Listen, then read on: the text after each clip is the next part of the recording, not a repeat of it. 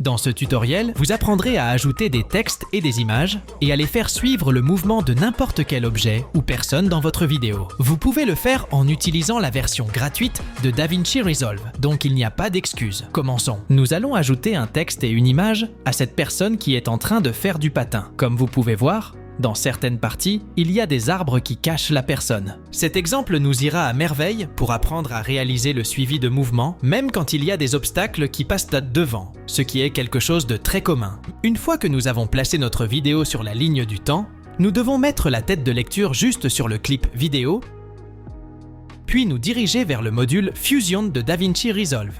Ne vous inquiétez pas, même si nous utilisons Fusion, tout le processus est très simple. La première chose que nous devons faire est d'aller au menu des effets. Situé en haut à gauche, nous cherchons l'effet Suiveur. Le voici. Nous sélectionnons l'effet Suiveur et le faisons glisser au-dessus de la ligne jaune pour connecter l'effet correctement. Mais si vous voulez ajouter les effets de manière plus simple, je vous recommande d'utiliser le raccourci clavier Maj plus espace. En appuyant sur le raccourci clavier, le chercheur d'outils apparaîtra. Ici, nous devons chercher l'effet de Suiveur et cliquer sur Ajouter. De cette façon, l'effet sera connecté automatiquement.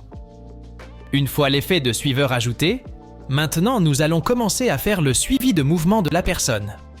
Si nous sélectionnons le nœud de suiveur 1, nous pouvons voir que des rectangles rouges apparaissent dans notre visualisateur. Ces rectangles sont les zones de suivi.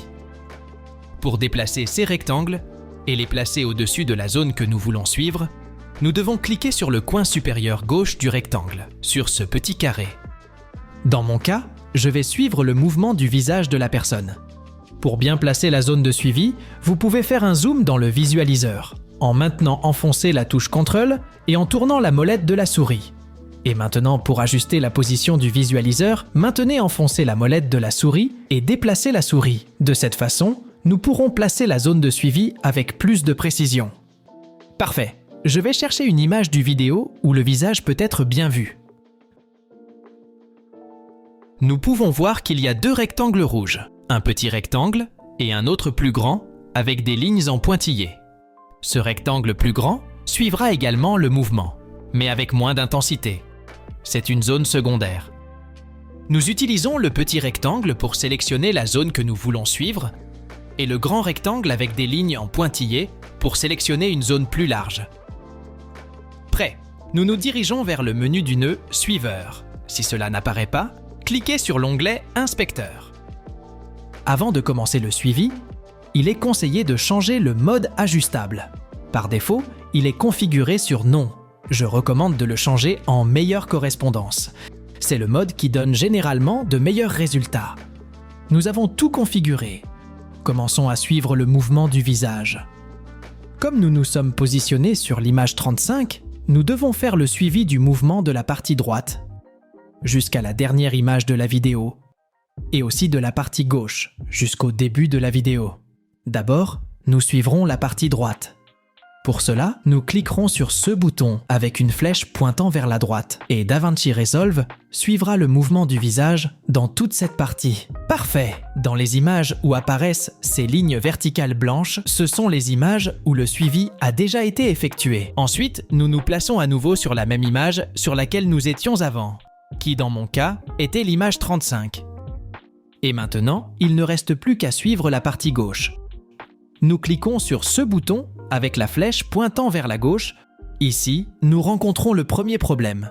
Comme il y a un arbre qui passe devant la femme et que le visage n'est pas visible, le suiveur n'a pas pu la suivre correctement.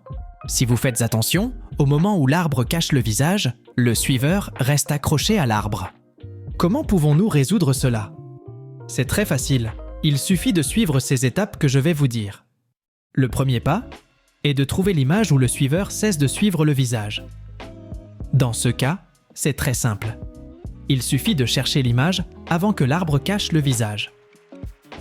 Une fois que nous sommes placés sur l'image où l'erreur se produit, le deuxième pas est de nous diriger vers le menu Courbe paramétrique. Nous cliquons ici pour activer le menu de courbe paramétrique. Ce menu apparaîtra en bas à droite. Ensuite, nous devons activer la case de Centre suivi 1. Et en l'activant, nous verrons cette ligne avec des icônes de cadenas. Cette ligne représente le suivi de mouvements que nous avons fait.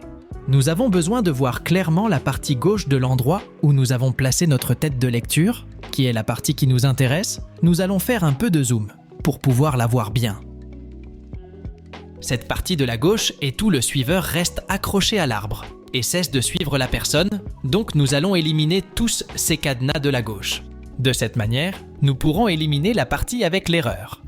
Nous sélectionnons tous les cadenas de la gauche et pour les éliminer, nous appuyons sur la touche « Supprimer ». Ensuite, nous cherchons l'image où le visage de la femme réapparaît. Pour nous déplacer image par image, nous pouvons appuyer sur la touche avec la flèche gauche du clavier. Nous nous déplaçons vers la gauche. Et voici où le visage réapparaît. Génial! Maintenant, nous allons placer correctement la zone de suivi. Nous cliquons sur ce petit carré du coin et le replaçons sur le visage. Puis continuez le suivi. En évitant les images problématiques de la vidéo, nous pourrons obtenir un suivi de mouvement correct. Et nous pouvons voir que effectivement maintenant le suiveur suit correctement le mouvement quand la personne se déplace derrière l'arbre. Parfait. Maintenant, je vais vous montrer comment résoudre un autre problème très courant que vous pouvez rencontrer. Lorsque l'élément que nous suivons sort du cadre, le suiveur restera accroché au bord. C'est quelque chose que nous devons résoudre, car si nous ajoutons un texte ou une image, il restera également flottant au bord. C'est très facile à réparer. Tout comme dans le problème précédent, le premier pas est de chercher la dernière image avant que le suiveur échoue. Bien, l'image 164, c'est l'image où le suiveur s'accroche au bord du cadre. Ensuite, nous ouvrons le menu « Courbe paramétrique » et activons la case « Centre suivi 1 ». Si vous ne voyez pas les cadenas, ne vous inquiétez pas. Il se peut que vous ayez mal positionné le graphique. Cliquez sur cette icône pour ajuster le graphique et pouvoir voir toute la ligne avec les cadenas. Génial! Maintenant, nous faisons zoom sur la partie finale de la vidéo pour pouvoir éliminer la partie où le suiveur a échoué. Bien, maintenant nous supprimons simplement tous les cadenas depuis l'image 164 vers la droite.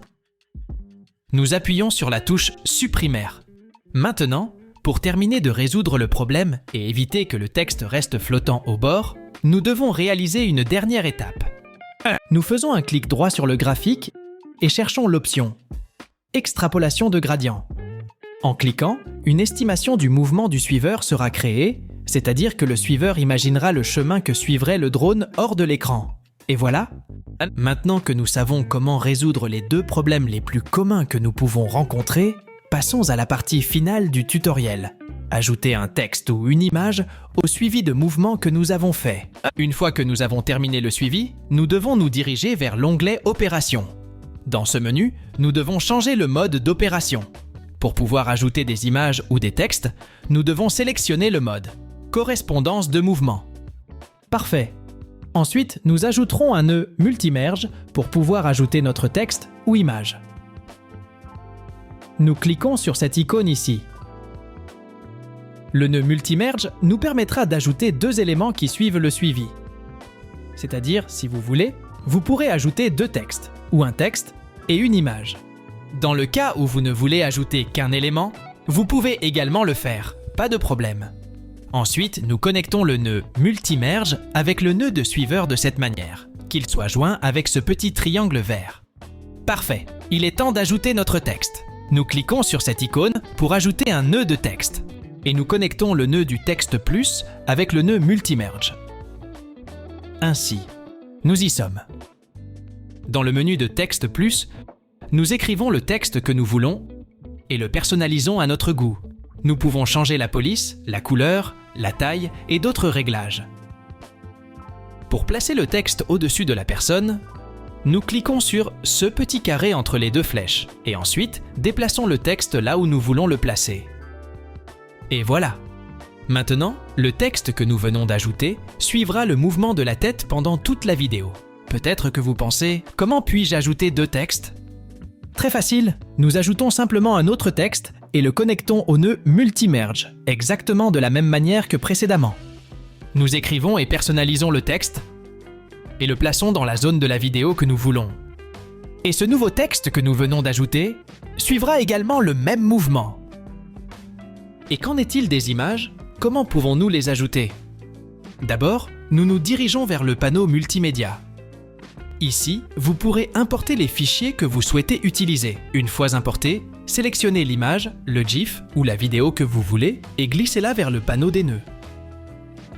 Nous connectons le nœud avec l'image, avec le nœud Multimerge. Maintenant, si nous lisons la vidéo, nous verrons que l'image suit le mouvement. Mais il nous resterait encore à modifier la position ou la taille de l'image pour l'intégrer correctement avec la vidéo. Pour cela, nous ajouterons un nouveau nœud.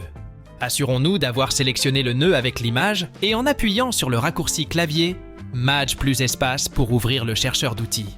Nous cherchons l'outil Transformation et cliquons sur Ajouter.